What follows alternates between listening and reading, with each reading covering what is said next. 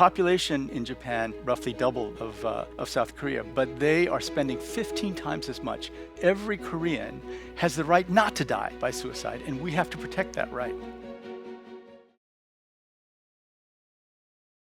Thank you.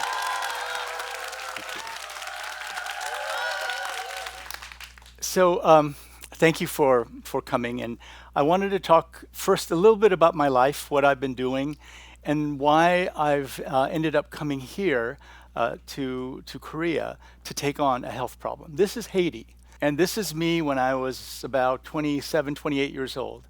I started working at a very young age, trying to provide health care to some of the poorest people in the world. Haiti is the poorest country in the Western Hemisphere, and the village in which we work was the poorest part of Haiti.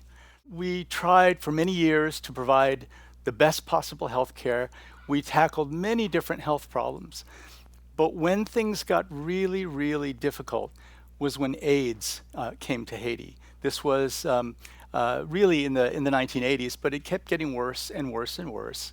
And then in 1996, we had new medicines to treat HIV. The medicines were miraculous.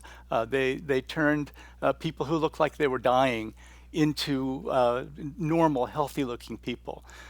This is Joseph Jun. Joseph came to our clinic. He was suffering from both tuberculosis and HIV.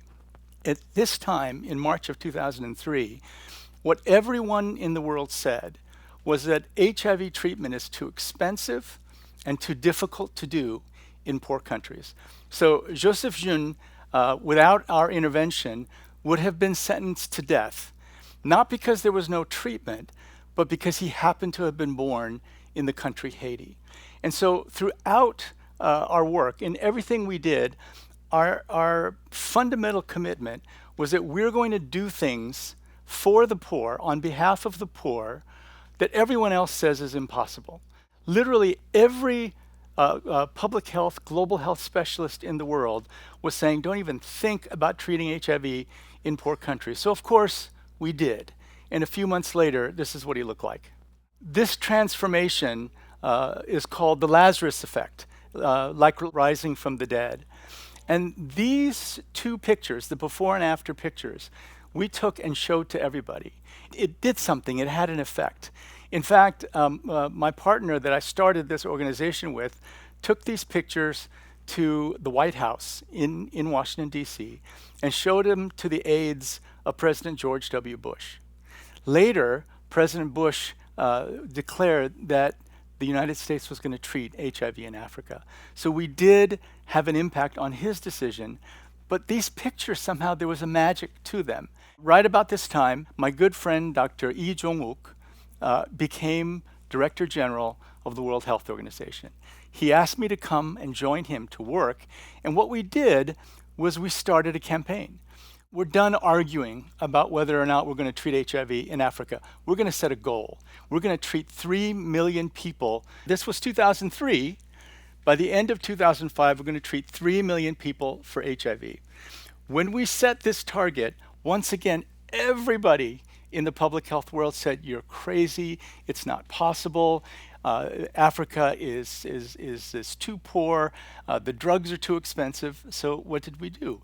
We found a way to lower the drug prices from $12,000 per person per year to $70 per person per year. We lowered the prices, we got the drugs out, and over that period of time from 2003 to 2006, the number of people on treatment in Africa went up dramatically. Today, there are more than 20 million people in Africa on treatment for HIV. 99.999% of all the doctors in the world said, don't even think about it, it's impossible, don't do it. When we went to talk to those people, they absolutely were sure that it was not possible, and this is what happened. We didn't reach 3 million, but we went over 1 million, and it gave people the confidence to go forward. The work of my life has been serving poor people, starting in Haiti, but then spreading everywhere. But the real work of my life has been to take on these things that people say are impossible. And then when you show, even on a small scale, that it is possible, things can grow. 20 million people in Africa on treatment. If we had not done it, the economy of sub-Saharan Africa could have collapsed from the weight of HIV. When I went to the World Bank, I saw this sign: "Our dream is a world free of poverty." Everyone asked me about the Korean miracle. How did they do it? I went and saw the Prime Minister of Ethiopia, again, one of the poorest countries in the world, a very large, important country in Africa. And when I sat to visit with the Prime Minister, he looked at me and he said, "Tell me about Semaul Undong." Every one of his ministers had read about Semaul Undong, had read about the Korean miracle, because they knew Korea south of the 38th parallel was mostly rural. The industrial base was in the northern part. The northern part was more educated than the southern part. They knew that they started from a very, very difficult situation and built this incredible country. And so for all the time up until 2019, every time I went to a different country, they wanted to know, how did Korea do it? We want to do that. We want part of that. Unfortunately, lately, you've been hearing different kinds of things about Korea. There is a loneliness epidemic in Korea. What do we know about loneliness? First of all, it can affect many different aspects of your health. Blood pressure, you can have the heart disease. I think the one piece of data, though, that you should all remember, and this was, if you answer, "Yes, I am lonely," the reduction in your lifespan is the equivalent of smoking 15 cigarettes a day. If you are lonely, your life is directly shortened by as much as 3/4 of a pack of cigarettes a day. Loneliness is a very serious medical problem, and the levels of loneliness in Korea, unfortunately, are very high. In 1970, the number of people in Korea living in a single-person household was 0.6%. By 2015, it was over 20%. In the last few years, it's creeping up now to over 35%. So, back in 1970, the majority of people in Korea lived in households with 6 people or more. But now, close to 40% of people in Korea are living in single-person households. Another piece of data, in a survey, in asking people, what's the most important thing in your life? Korea was the one country that said material gain is the most important thing in my life, at a higher rate than any other country in the world. It was a very simple question. It's, do you think that spending time with your family at home brings you joy? The average in the world was 33%. In Korea, it was 14%. Korea, in my growing up, you think of it as the family-centered place, but these things are changing, and I want to remind you that thinking that material gain is the only important thing, living alone, not finding joy in the family, all of these things reduce your life expectancy. There's a direct impact. Unfortunately, there are, the godoksa, the dying alone phenomenon. This is now very, very common. Among these deaths, suicide is at a very high number. These are just the data in which Korea is ranking the highest in the entire world. Sometimes Lithuania goes ahead of Korea, but for 20 years, Korea has had the highest suicide rate in the world. This is among OECD countries. There are a few tiny African countries that have a higher rate, but they're not part of OECD. For each group of people and for each piece of data, we know that the numbers are specific. There's a lot of different factors that are a part of suicide. But let me just show you some very basic numbers. The country among all the OECD countries that has the highest rate of deaths by suicide is Korea. They also did a survey and had estimates of what percentage of the population do you think has depression. And again, Korea was at the very top. 37% of adults are thought to be depressed.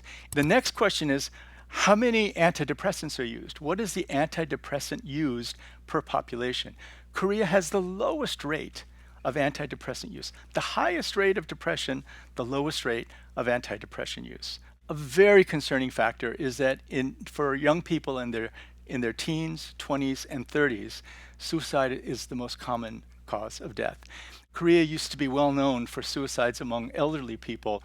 So right now, the suicide rate among those in their 70s and 80s is equivalent to the suicide rate of Jews in concentration camps during World War II. So again, extremely high.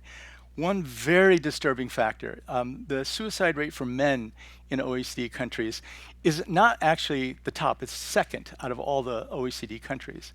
But the suicide rate for women is by far the highest, and it's 3 times the rate of the average rate of suicide among women in OECD countries. This is something that we've just have to face and have to find solutions to. The picture on me talking with the former head of the International Monetary Fund, Christine Lagarde, a very good friend of mine. I was talking on a stage with her about the schooling system in Korea. And I said to her, you know, well, Christine, children in Korea, starting maybe in middle school, go to school from 7 to 11 every day. And she looked at me and said, wow, that's amazing. I know that Koreans do so well on standardized testing. How do they do so well only going to school 4 hours a day? And so I said, no, Christine, it's 7 in the morning to 11 at night. Right?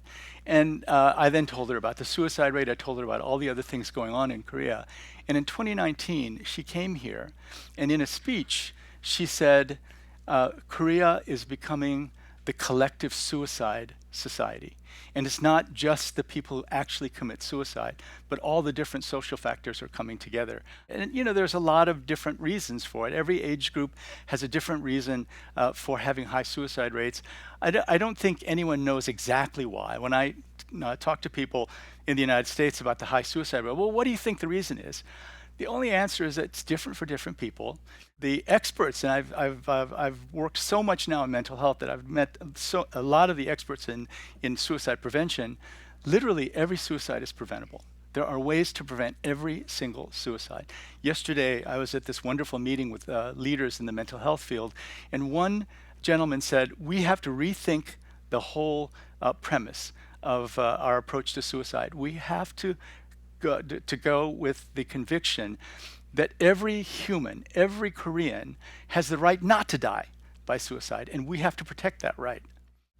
You all know that the stigma is still very high. One of the people who was at our meeting was a pastor who works directly with the families of those who've committed suicide. Now, in the United States, I have to say, we've come a long way, and there's a lot of sympathy for people who have family members who committed suicide. But you all know in Korea, the family members of people who commit suicide are stigmatized. They are suffering terribly. The society itself doesn't quite know how to handle. And so there's so many challenges in taking it forward. One of the challenges is just there's not enough money spent. The budget for mental health in Korea is only 1.9%. The OECD average is 5% of health budgets are spent on mental health. That's even not enough, but 1.9% is among the lowest in OECD. So Korea has the highest rate of suicide, but the percentage of the budget spent on mental health of all health care dollars is 40% of the OECD average. If you look at spending on suicide, it's even worse. Japan spends 15 times more. The population in Japan roughly double that of South Korea, but they are spending 15 times as much as Korea on suicide. I've shown this chart to very, very high-ranking government officials. Japan used to have double the suicide rate of Korea, and you can see that the graphs just crossed, and now Korea's suicide rate is much, much higher than Japan's. But the good news is that over 20, 30 years, Japan has shown us that you can actually lower the suicide rate. You can even tackle loneliness. Japan is one of the few countries that has a ministry of loneliness. The United Kingdom and Japan both have ministries of loneliness, and it seems that they've been having some good outcomes. It's something that Korea absolutely should consider. I usually spend my time in Africa, in Rwanda, in Haiti. Those are the places where the healthcare needs are most urgent. And so I still spend a lot of time in Africa trying to improve healthcare. But I really want to bring this to everyone's attention because the situation is urgent. And if you link this, which I think it's very easy to do, if you link the mental health issues with the low birth rate, the birth rate in Korea is the lowest ever recorded in human history. The birth rate in Korea now is lower than during the plague in Europe hundreds of years ago. It's the lowest it's ever been. And so if you have a population demographic collapse on top of a suicide epidemic that's the worst in the world, on top of a loneliness epidemic that's also among the worst in the world, this is a fundamental existential threat to this country. That's why I'm here. But I also want to say there's so many things that can be done. We all know that social determinants, things like poverty, unemployment, gender inequality, these are things that have to be addressed. We know what these issues are, and they are in fact addressable. There are many other great examples of countries that have taken on suicide rates and gotten better. Finland has done much better. Italy has done better. There's so many good examples. We need to bring them to Korea and implement them, not only to tackle suicide, but also to tackle loneliness, and even, I would argue, to tackle the low birth rate. In 1959, I was born in Seoul, and I lived here from the time I was born to when I was 5 years old. And when I became president of the World Bank, the vice president for East Asia put a packet on my desk, and on top of it, he wrote, "Funny how wrong we get it sometimes." Because in that packet of papers was all the things that the World Bank was saying about Korea in 1959. The World Bank loans to everybody, but Korea was not eligible for a World Bank loan until 1963 because the World Bank thought that Korea was too poor.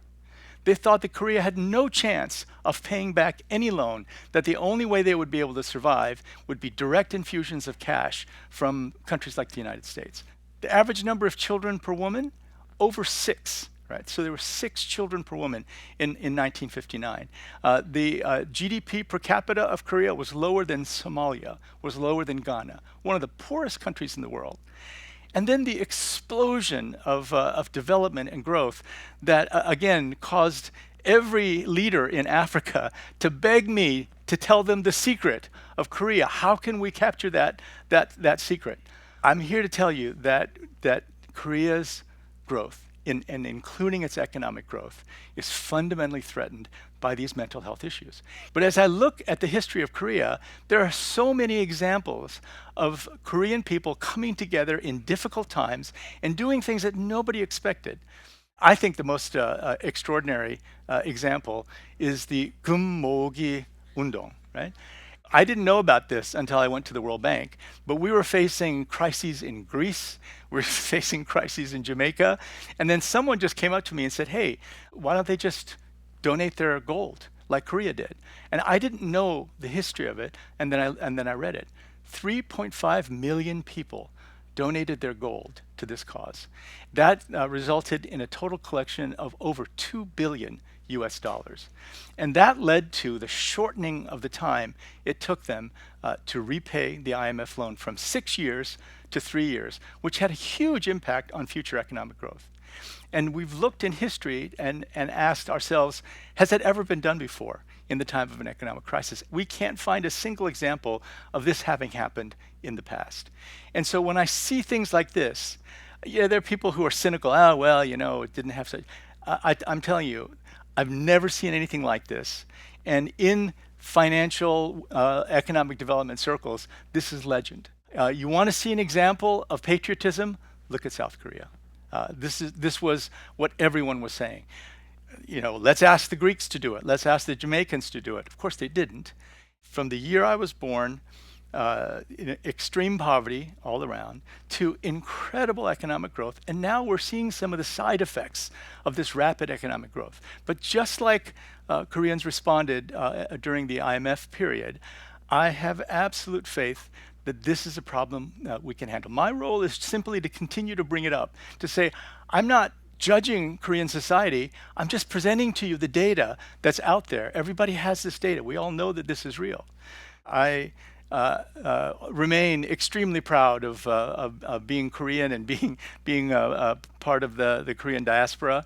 I'm very worried about the current situation, but I also have enormous faith in the Korean people to solve this issue. Thank you very much.